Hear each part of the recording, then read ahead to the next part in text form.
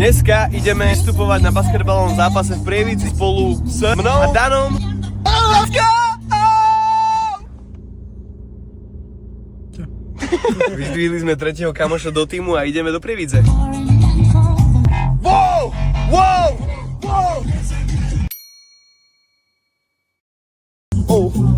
Oh! Told me her name was Billie Jean as she crossed the sea. Careful who you love and go round like a young girl. Natáčam. Už sme pri Prievidzi, dokonca už sme aj v šatni a čakáme na naše vystúpenie.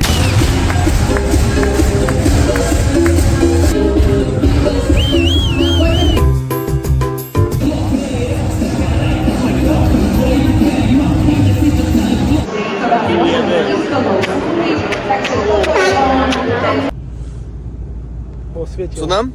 No aj po vystúpení všetko prebehlo úplne po piči. Plovník sa nenadáva v tomto aute.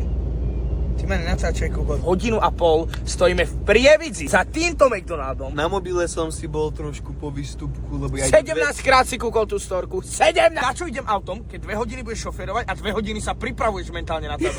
To je proste, ja budem tak celý čas. A ty budeš vzadu, vieš ako? No!